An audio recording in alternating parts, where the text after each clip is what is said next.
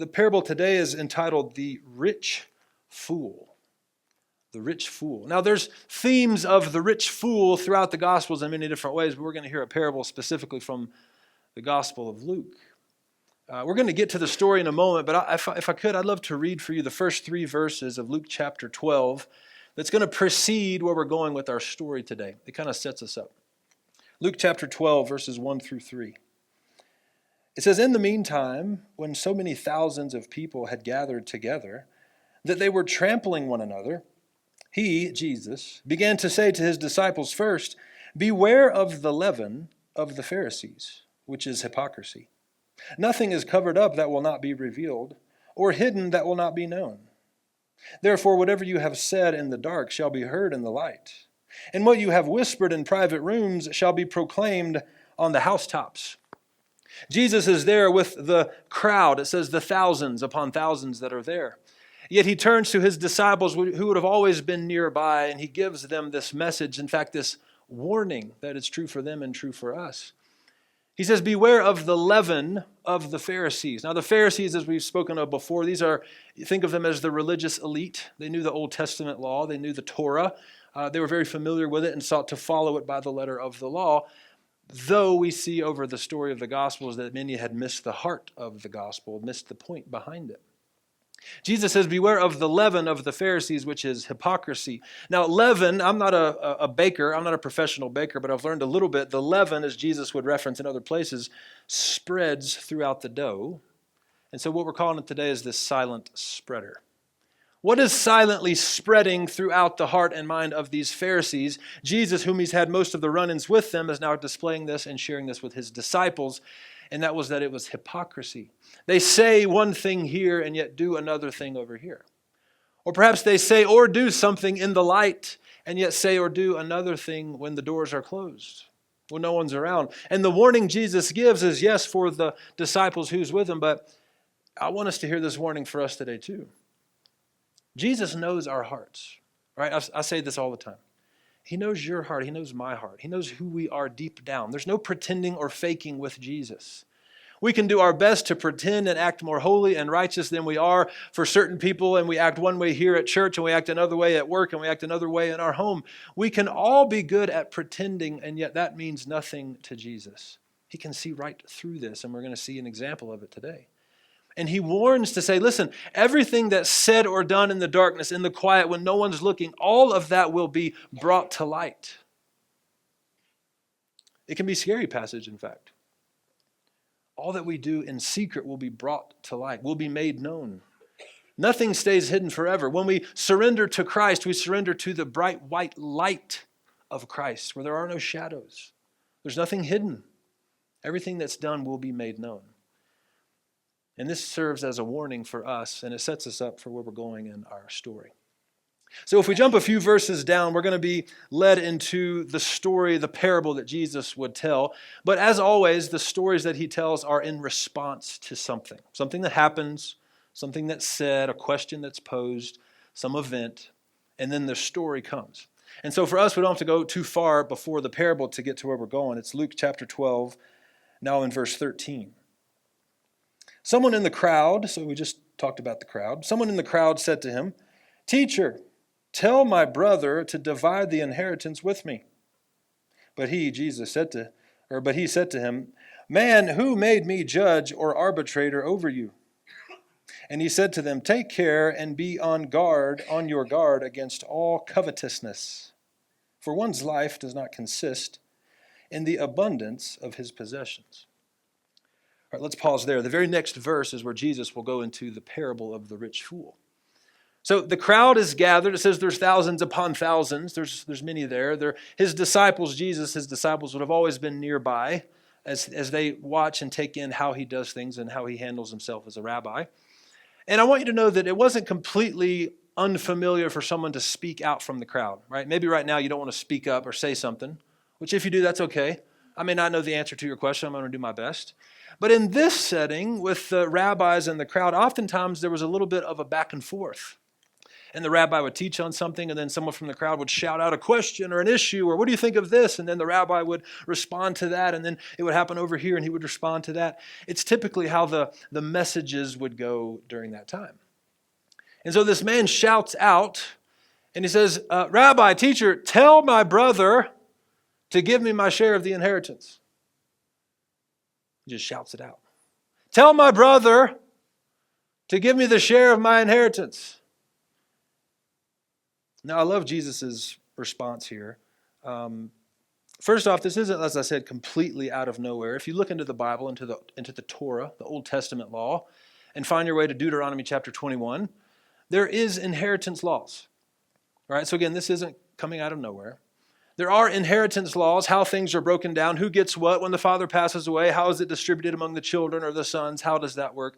It's in the Bible, it's in the law. And rabbis, as Jesus was, would have at this time helped settle some of those disputes. So again, as you first read this, you may think, man, what a random question. And yes, it probably had nothing to do with Jesus, what Jesus was talking about. However, it was from the Bible, it was from the Torah, and Jesus, he responds in a great way. But the first thing before we look at his response, we don't get to command God. Can I just say that? This man doesn't ask a question. Will you, may you please? He just says, do this, yelling at Jesus. And for us, before we move forward into the response, we don't get to command God. And maybe this sounds obvious to you, but it's oftentimes in these moments of life when we're going through a hardship, a trial, when things aren't going well, when things have happened to us that we aren't expecting, that we aren't hoping would happen, and when these things happen, that's when we tend to turn to God and say, God, do this. God, would you fix this situation in this way? And fix the situation in this way, in this timeline. And we're quick to tell God what we think God ought to do. Many times our prayers can morph into that. We tell God what we think God ought to do. And that's not the purpose of prayer. What we are invited to do, of course, is ask, is make our requests known to God. Ask him from your knees. Ask him from a heavy place. Ask him with all mercy that he would help in whatever area you need help with. And I believe God is gracious and merciful to help.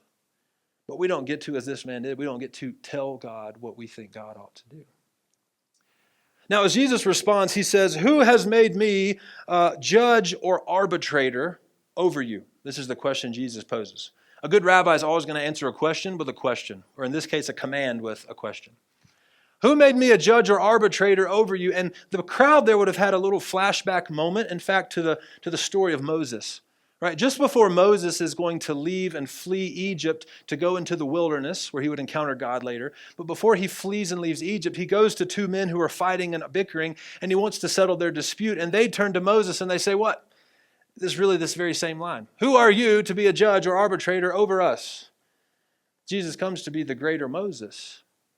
They would have had flashes of Moses in their minds as these Jewish men. The ironic part here, I love when Jesus gives us a little irony, maybe even a little humor. Jesus is the judge and the arbitrator, right? He is the only one that's just to be a judge and arbitrator over this situation and all others. He is the one to whom can be the righteous judge and the arbitrator of this situation. But Jesus does not get caught in the weeds of this request, in fact, of this command. He digs through it to get to the heart of the matter. You see, what was being said here was more of a symptom, right? More of a symptom. Jesus saw through that and went and understood and believed this man to be a man who struggled with greed. Now, we don't know the whole story with this man and his brother and right, who was being taken advantage of and who didn't get the right share. We're not privy to that information. We don't know that Jesus was privy to that information. But Jesus was able to sense and see in this man that he was greedy, dealing with greed. And so he went right past, dug further in, past the symptom to address the problem. We're familiar with this, if you think about it, in dealing with the symptoms. I think about all the arguments that I've had over the years with my wife. Now, she's not here. She's usually right there. She's down the hall in the kids' ministry, so I can say what I want. I think of all the arguments that we've had. And if I'm honest, they're all stupid. Can anyone relate to having a stupid argument with your spouse or with a friend or with a child? They're all stupid. We're arguing about like how one of us did the dishes. Like the knives are supposed to be this way, not this way, right? Or that the vacuum, where's the vacuum go? It goes here. It doesn't fit in the closet because you can't close it, so it goes in this corner. Or this pillow that is on the floor still. Now, who knocked it off the bed? We're not quite sure, but both of us are a little too prideful to pick that pillow up. So I think she's going to pick it up. She thinks I'm going to pick it up, and there it sits. And then a day goes by. Then 2 days goes by. Now we're fighting about the pillow. The problem is not the pillow, but it is a symptom of something that's a deeper issue. Most arguments and fights and bickerings that we have are dealing with symptoms of a deeper problem. The problems of like trust. Is there a lack of trust somewhere? Is there a place where we have hurt or unforgiveness in our hearts of something that's gone on? These are the root issues, and this is what Jesus actually cares about. He's digging past the symptom, past the fluff to get to the issue, and he sees greed in this man's heart. And so he says something quite significant, really setting us up for the story he's about to tell. He says 2 things. He says, guard against all covetousness. By the way, I've been practicing that word. That's hard to say. Guard against all covetousness. That's that little pesky 10th commandment, by the way. The first 9 commandments that we find in Exodus 20, right, again, the story of Moses, seem pretty good, pretty normal, loving God, loving one another, doing these right things, don't kill people, okay, got that, makes sense, don't lie. And then he gets to the 10th commandment, and it's do not covet. Be content with what you have. This is a big deal in the Bible. Sometimes we overlook it. Be content with what you have. Don't look after someone else and long for their things. Allow them to experience whatever blessing that they have. Don't long and yearn for their things. Don't covet their things. Be content with what you have. Jesus says, guard against all covetousness. And then he kind of sums it up to say, a person's life is more than the abundance of their possessions. This, by the way, is a theme. I almost read all these verses, but I decided not to. There's so many verses in just the Gospel of Luke talking about this very same principle. Life is about more than just our possessions, right? Jesus would say it's hard for a wealthy person to enter the kingdom of heaven. Jesus would say, hey, don't worry about what you wear or what you eat. Like God will provide for you. Don't be anxious about these things. Life is about more than just what you eat and put on.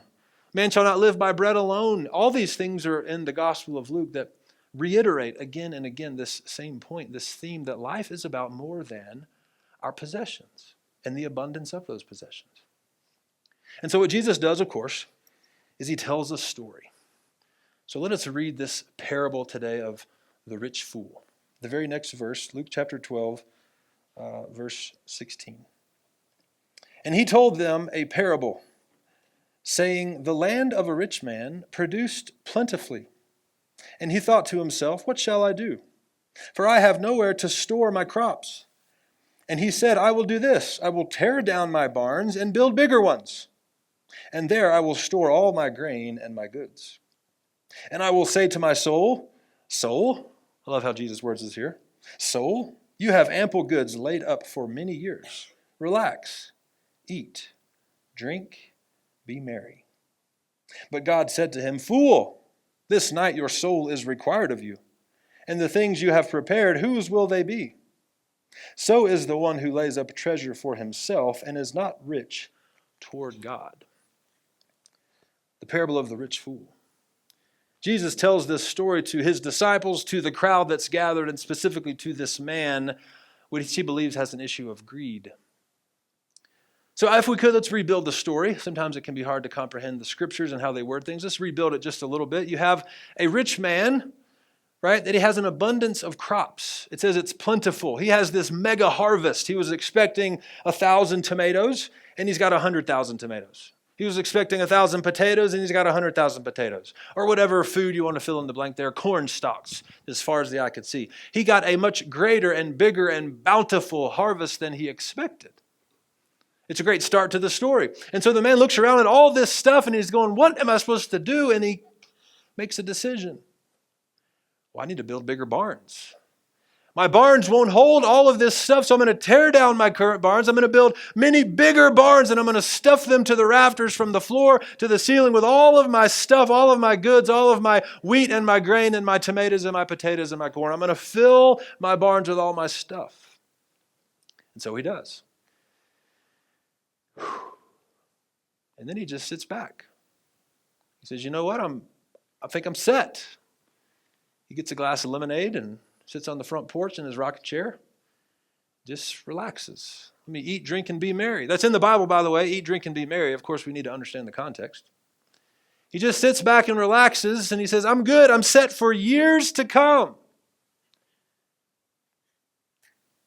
And then he dies. When it says your soul is required of you, that means he dies. Seemingly unexpected, he dies. He didn't foresee it coming, not that we can foresee it, but he thought he had years ahead of him and all this stuff he's stored up, and then he died. And the parable essentially ends with Jesus asking the question, who's all this stuff for? What's all this stuff for? Whose is it now? What's the purpose of it? Do we save up treasures for ourselves or treasures for God? This question is posed. Now today what I'd like to do, I'm going to return to some points. If you know, I don't typically preach from points, but I've been really leaning into the points for this series. Is that okay with you guys? So I've got some feedback on the points. We're going to have 3 points today. In fact, 3 points and a question. All right, we're taking it up a notch. 3 points and a question. And this is helpful for us to pull out important things that we need to pull out from this story, because sometimes with a parable you can get really lost in a story and start to focus on maybe the wrong things or what does this mean, and you can get lost a little bit. So I have 3 points to help align us if we could today. The first point is this. Number 1, all good gifts come from God. Period. All good gifts come from God. This is, in fact, not the main point of the parable. We're going to get to that in a moment. But I did not want to skip over this without mentioning it's quite important. All good gifts come from God. The brother of Jesus, you could say the half-brother, James, right? Same mom, different dad. James grew up in the household with Jesus. James eventually came to believe that Jesus was the Messiah, and I think that's a miracle in of itself, because if either of my own brothers told me they were something special, I would be the last to follow after them, and the same for me, by the way. But here is James, the brother of Jesus, believes in Jesus. He eventually becomes a leader in the early church and becomes a pastor in Jerusalem. James would write it this way, Book of James, chapter 1, verse 17. He says, every good gift and every perfect gift is from above, coming down from the Father of lights, with whom there is no variation or shadow due to change. A brilliant mind and a leader in the early church says, God does not change. There is no shadow. You cannot find a shadow of darkness with God. He does not vary from time to time. He is fully good, and he desires to give good gifts to his children. Jesus would, in fact, say this in the Sermon on the Mount also, by the way. But James takes it further to say all good gifts, all perfect gifts, right? All these things come from God. Now, in the beginning of the story, again, before we move past it, this man is blessed by God. He gets a bountiful harvest. Who did that but God? God gives him this bountiful harvest, this plentiful harvest. In fact, if I could, let me say something obvious to you. I'm going to say something obvious today. If God, when he created the world, when he created the earth, created it to provide everything that we need. Now, we've had many technological advancements, right, in human history, and I'm not against that. I enjoy my iPhone, and I enjoy the camera when it works, and I enjoy these things. But God created the planet to provide everything that we need. In fact, if you take a seed that God created, by the way, if you take a seed and put it in the dirt, just in the ground, this is just what we stand on. We don't even think about it. It's the dirt. You put that seed in the dirt, then it's going to rain. Then the sun's going to come out as it always does. This little seed is going to burst forth in a new life out from the dirt, and it's going to have provided for us some piece of food that we can eat for sustenance that we live.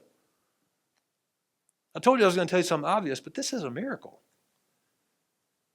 Let's not zoom past these things. God designed the earth to provide everything that we need. And it is a miracle that we can plant a seed in the dirt, and then naturally, as God works, it'll grow up and provide something that then we can take and eat and provide sustenance and energy for us to live.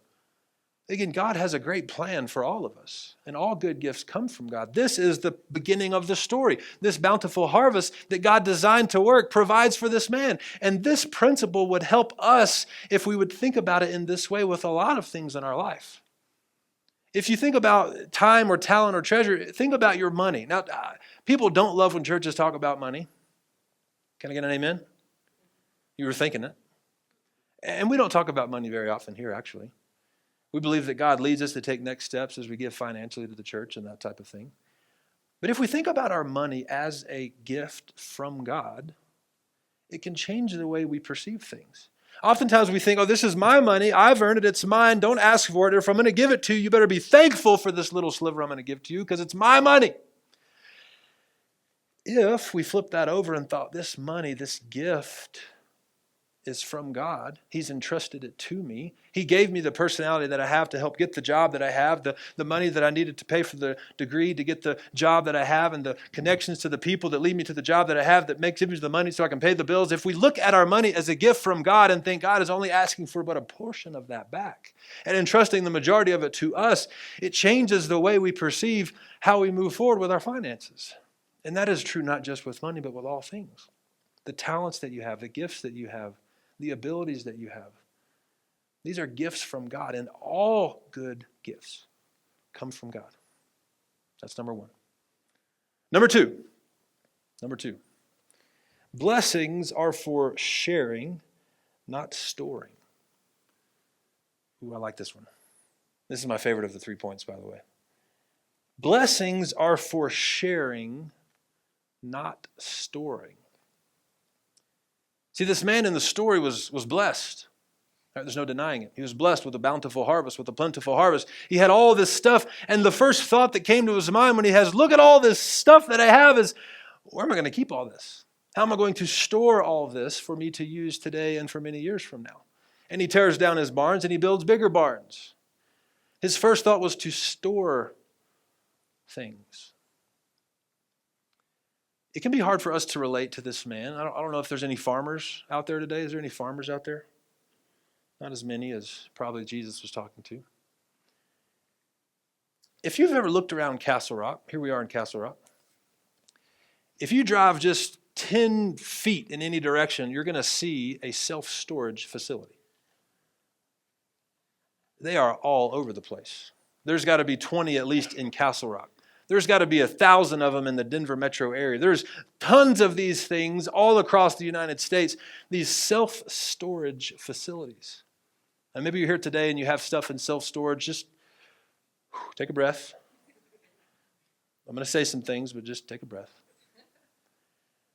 We have so much stuff.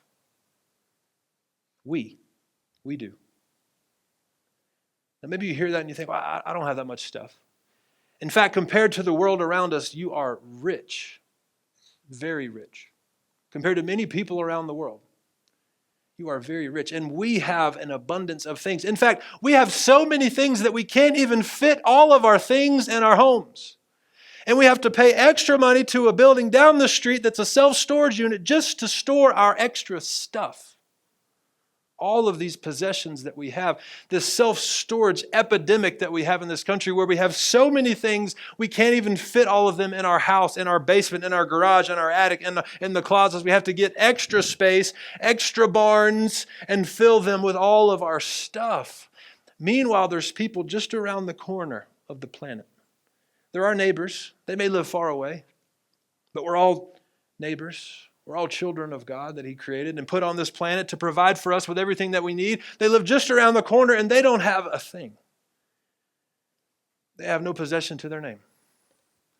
They live in a hut made of mud with no floors, and they work for pennies on the dollar. And they don't have a possession to their name. And here we have so many things that we have extra space just to store it. This is what the kingdom of God would call injustice. I know that's hard for us to hear, and I'm in this with you. That some people have so many things that they have a self-storage unit, and so many people other places have not a thing to their name. In fact, we can understand this principle from the reverse angle too, if we'd like. This is talking about abundance, but we could talk about in scarcity. When things are scarce. Y'all remember back during COVID in 2020? Yeah, y'all remember that? Yeah. Remember toilet paper? Man, you could not find toilet paper. It was scarce, you remember? It's hard to find. Now today, it's not toilet paper. What is it today? Eggs. I didn't have to tell you. Eggs. For the first time that I can remember, we went to buy eggs, and they weren't there. So where's the eggs? We finally went to another store and found eggs, and they cost way more than eggs should cost. Eggs are scarce right now. Now, if you were to go to a place, let's say a grocery store, and there's 100 cartons of eggs, and you're like, jackpot, I found all the eggs. The scarcity can cause us to respond in two ways. You get your cart and you load that thing up with 20 cartons. I've found the eggs and I'm going to be set for a while. I got 20 cartons of eggs. I don't know if you can freeze eggs. I don't think that works that way, but I'm going to eat a lot of eggs. I'm going to get 20 cartons of eggs. Thank you, Lord. Or you take one because they're in scarcity. And you're thinking about the people that aren't here yet that are trying to find eggs, and you're going to leave some for them. The same issue that they're scarce can lead some people to take more than they need and others to take less than they need for the sake of someone else. This is the principle that we're wrestling with a little bit. Blessings are meant to be shared, not stored. In fact, blessings are not just meant to go to you, but through you. A blessing shouldn't end with you. This man received a blessing of all this crops and he just stored it all right there. I think about the people he maybe could have shared it with, the poor he could have given it away to, all the possibilities that he had for all of this stuff to help his fellow man, his fellow neighbor, his fellow stranger in his life, and yet he stored them all up for himself. This rich fool in the story. Blessings are not just meant to go to you, they're meant to go through you. This principle goes all the way back to the book of Genesis, which we've talked about many times. When God comes to Abraham and says, Abraham, I want to be a blessing to you and your family, your nation, so that you can be a blessing to the rest of the nations. I want to bless you so that you can be a blessing to others. We are blessed so that we can be a blessing. This is what I say every time when the church gets to help someone. And we get to help pay for someone's mortgage or someone's car payment or someone's medical bills. I say we're blessed so that we can be a blessing. And this principle that God gives to Abraham, hey, I want to bless you so that you can be a blessing. Sadly, throughout the course of the scriptures, that gets forgotten. Okay, God has blessed us. Okay, God loves us. Okay, God is with us. Okay, God is against them. Is that journey. And we lose sight, the Jews did in the Old Testament, we lose sight that God is blessing us, not so that we can be against the others. He's our God, not yours. He's going to bless us and He's against you. And He's going to make us great and He's going to conquer you. No, it was so that they could be a blessing in order that they might bless others. Blessings aren't just meant to go to you. They're meant to go through you. Think about when you receive a blessing, when you receive a good gift. Is your first thought, how can I keep this to myself? Or how can I share this? I know this is a challenging one. When we're blessed in some way, is our first thought to keep it and hold tight to it, or is our first thought to share it with those that are around us? Blessings are meant to be shared, not stored. Number three. To whom more is given, more is expected. To whom more is given, more is expected. Maybe when you hear this, you get little flashes of the movie Spider-Man, right? With great power comes great responsibility. That's a version of this. But Jesus would in fact say this in the scriptures, just a few verses down. Luke chapter 12, verse 48, the second half of that verse. Everyone to whom much was given, of him much will be required. And from him to whom they entrusted much, they will demand the more. This is a story Jesus tells just a few verses later. To whom more is given, more is expected. Can I tell you something today? The Bible is not against blessing and wealth.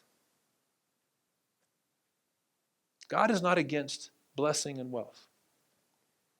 There are people, by the way, today that have twisted that truth on both sides of the discussion. There are some people that are on this side that say, if you're following Jesus, then you're going to be blessed, you're going to be rich, you're going to be healthy, you're going to have a new car and a nice home and healthy kids, and you're going to be blessed. This is the prosperity gospel, which is false. It's not true. And yet on the other side, there's people that say, if you're following Jesus, then you can't have a possession. You need to be homeless and walk around from town to town. You can't have anything. You need to be taking a vow of poverty. And both, in fact, are just a little bit twisted versions of what is actually correct. You can have wealth and blessing. The Bible and God are not opposed to those things. What the Bible cares about, what God cares about, is how we steward the blessing that we have, the gift that we have.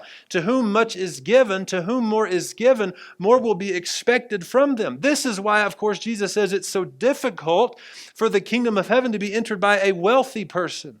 He says it many times. Because the wealthy person has an extra weight sitting on them of how they are going to use and gift and share the blessings that they've received. Those of us that are poor, that don't have many possessions, don't have to worry about that part. But those of us that have wealth and have possessions and have blessings, which are more than us than we think, by the way, we're going to be concerned with how we actually share those things with others in our life. This is not just money. Think about the talents that you have, the gifts that you have. Maybe you're talented at singing. How dare you just sing by yourself and never come up on this place and sing and share your gift with the church?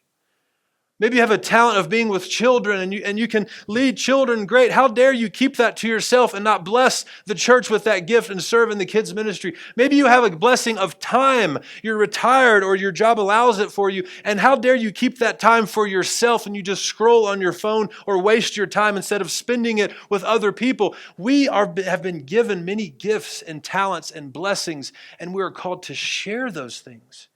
We don't just have these gifts to have them, we have them to use them. Are you using your gifts? You do have gifts. I'm trying to look at everyone in the room. You do have gifts. You do have talent. You do have treasure. Are you sharing it? Are you allowing God to open you up and live with open hands? All right, our question. 3 points in a question. Here's our question today. How are you laying up treasures in heaven? How are you laying up treasures in heaven? Jesus ends the story speaking of this, but in fact he says it another way in the Sermon on the Mount. Let me just read these few verses to you. Matthew chapter 6, verse 19. Jesus says, "Do not lay up for yourselves treasures on earth, where moth and rust destroy, and where thieves break in and steal. But lay up for yourselves treasures in heaven, where neither moth nor rust destroys, and where thieves do not break in and steal. For where your treasure is, there your heart will be also." Many of you have heard that verse before. Jesus gives it in the Sermon on the Mount. Where your treasure is, there your heart will be also. But he before that says, hey, God will provide. Don't lay up for yourselves treasures on earth that can be taken and stolen. Lay up for yourselves treasures in heaven. You see, the man in the story, right when he got comfortable, relaxed, sat in his rocking chair and said, I'm good for years to come, he died. He died. I don't know if you've ever walked through someone's home after they died. I don't intend to bring up sad memories to you today, but I want you to think about. Maybe there's someone in your life that's passed away. A friend, a neighbor, a spouse, a parent, a child. Have you ever walked through and gone through their house after they died? And you start to see all their stuff.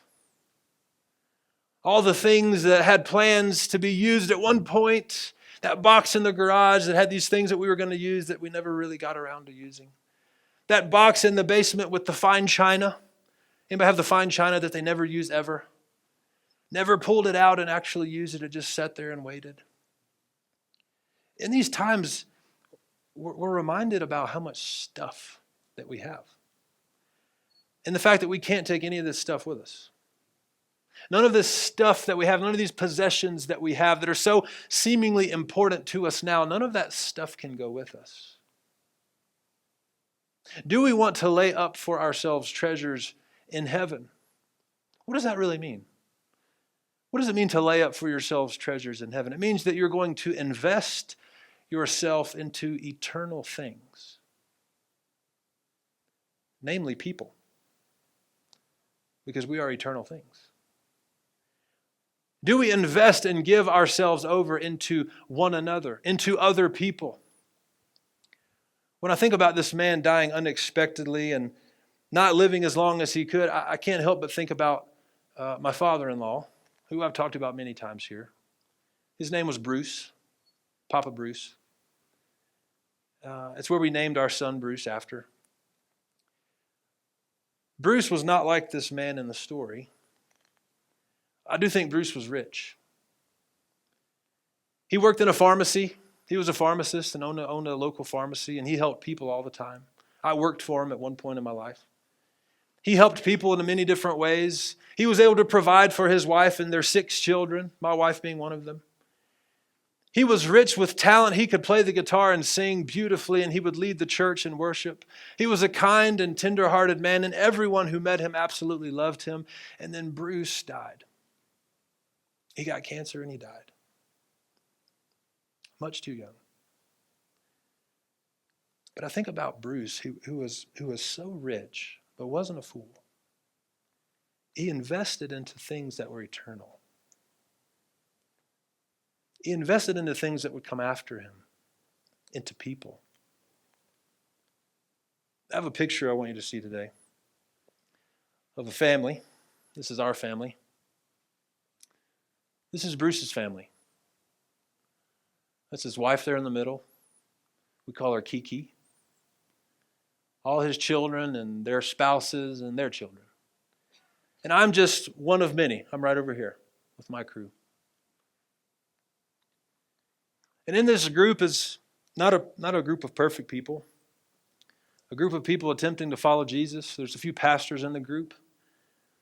People, many of which have been impacted by Bruce. That didn't just sit back and store up for himself treasures on earth, but he invested into things that were eternal. He invested into my life, and he has been a blessing to me, and I hope I'm able to be a blessing unto you. Our legacy lives on long after we have come and gone, and what matters is not how many things we've stored up for ourselves, but how we've shared them with one another, how we've passed them along, how the impact and the ripple goes on much further than our time that we have here on this earth. I'm just a small part of this. I want to be a man that grows up to be rich in the Lord, that invests my things not into the possessions of this world, but with people, then share them with those that I have, to live with open hands, to not cling and be greedy, but to open up my hands and live a life of generosity with those that are around me and see all the blessings that can come from me and through me that God has given to me. I pray for all of us that we think not about just the 5 minutes in front of us, but we think about what comes after, what comes beyond, how we're investing. Maybe you don't have children. Maybe you're not married. Maybe you're still young. This is not about your family. This is about those that the Lord has put into your path. How are you investing into your coworkers? How are you investing into your neighbors who live next door? How are you investing into other people that you encounter each day? We can pass things forward, or we can hold things close and squeeze our fists tight and live a life of greed. But the kingdom of God, as revealed in this story, says, open those hands up. Let things go. Give them away. And man, if you don't see the blessing of God pour out over and over and over again. Amen? Amen.